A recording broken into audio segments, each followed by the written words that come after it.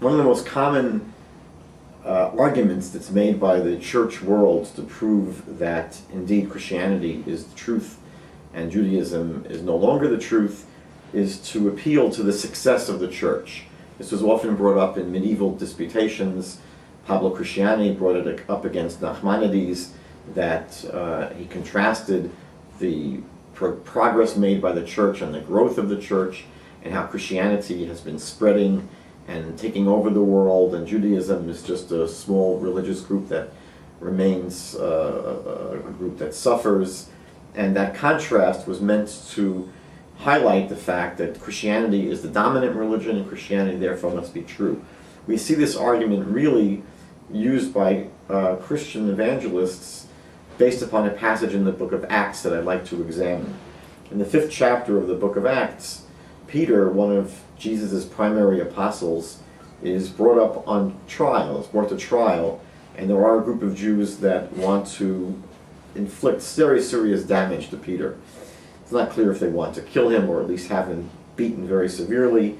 And they bring Peter in front of the head of the Jewish Supreme Court, the Sanhedrin, Rabbi Gamliel.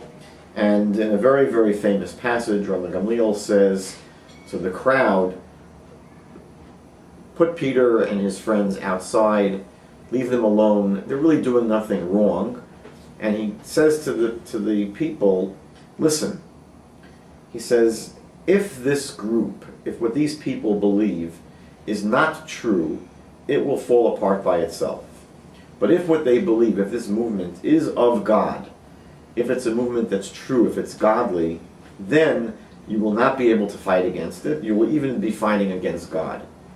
And so Gamliel seems to be setting up the paradigm that if this movement persists and continues to exist, then it must prove that it's true.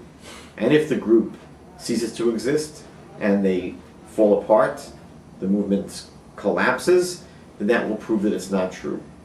And today's Christian reads themselves back into the story, and they say that you see from Gamliel's own calculus, his own paradigm, that Christianity is true. What I'd like to do is examine this story and think really about what was happening back in the 1st century. The question is, who was Peter? And as I mentioned, today's Christian reads himself or herself back into the story and assumes that the same kind of Christian that he is, that's who Peter must have been. But let's think about that for a minute.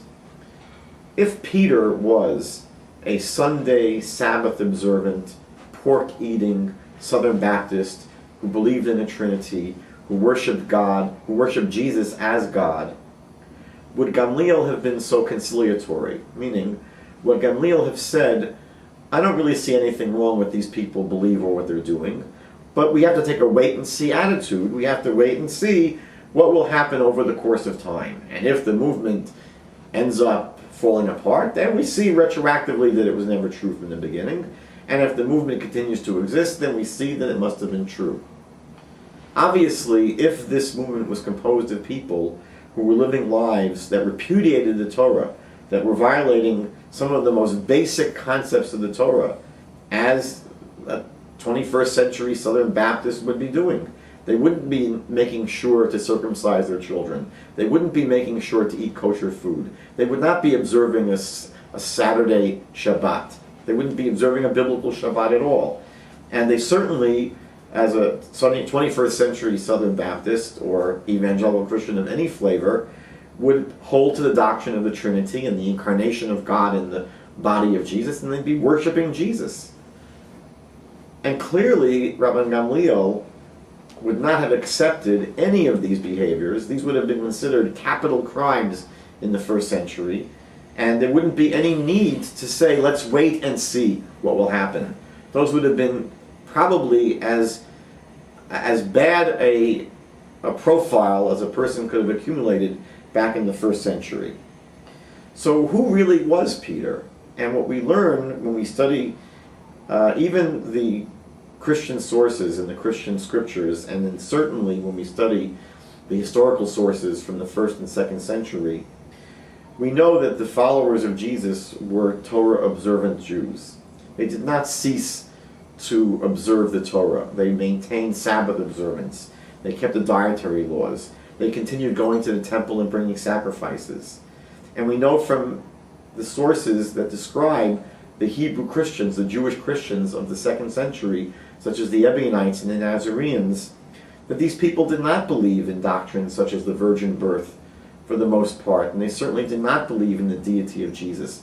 These are traditional Torah-observant Jews who had the belief that Jesus of Nazareth was the Messiah, and even though he was executed by the Romans and crucified, they believed he would at one point return and finish the job and redeem Israel and redeem the world.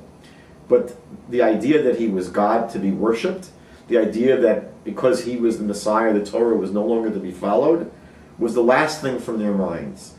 And so Gamliel gives a test which would be a legitimate test for a movement within Judaism. It's clear and it's obvious that Rabbi Gamliel would never have said that we would evaluate a religion, whether a religion is true, based upon how long it lasts. And no Christian in the world would accept that paradigm as well. No Christian would say that Judaism must be true because it's lasted for a long time.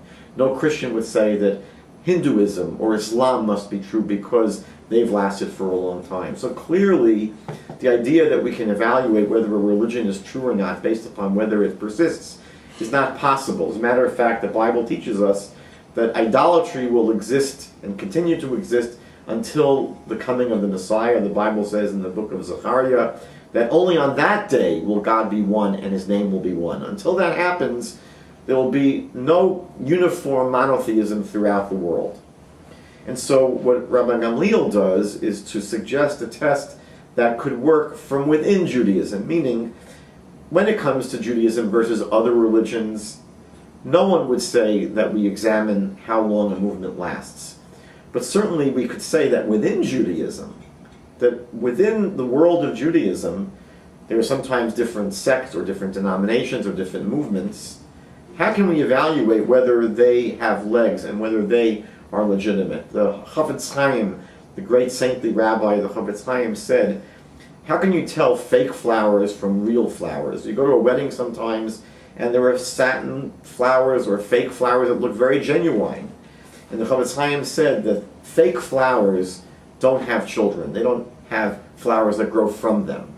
And so Rabbi Gamliel may be administering this kind of test and saying about this movement among Jews who thought that Jesus was the Messiah, he says, let's wait and see. And if we read the passage in Acts, he compares this movement of Jesus to other movements back then. He mentions 2 other movements where there was a person that claimed to be the Messiah, attracted a small following, but then the person was killed and the movement ultimately fell apart. And so Gamliel says, let's see what happens here. Let's see what happened. We know that in the year 70, the vast majority of the followers of Jesus who were living in Jerusalem were perished in the destruction of Jerusalem. And we know that over the next century and a half, this movement of Torah-observant Jews who simply believed Jesus was the Messiah, but didn't stop observing the Torah, also came to an end. Within approximately 250 years, you were not able to find a Jew who believed that Jesus was the Messiah and maintained an observance of the Torah. Those Jews, after about 250 years, who did come to faith in Jesus, came to faith in a Jesus of the Pauline Gentile Christian world that totally repudiated the leanings and the direction of the original Jewish followers of Jesus. This became a movement that was antinomian. They ceased to follow the Torah. They no longer circumcised their children. They no longer kept kosher laws. They no longer observed the Sabbath or the holidays. And they adopted a view of Jesus that saw him as divine and godly, and they began to pray to Jesus. And here we see a movement that was now 180 degrees moved away from the original Jesus movement, and that became the fate of any Jew. But what became the fate of that original movement of Jews who simply thought Jesus was the Messiah and maintained an observance of the Torah? That movement ceased to exist. It came to an end within short 250 years. And so Gamliel's prediction was true. If this movement is not true, if it's not of God, it will fall apart, it will cease, it will collapse. That's exactly what happened on the stage of history.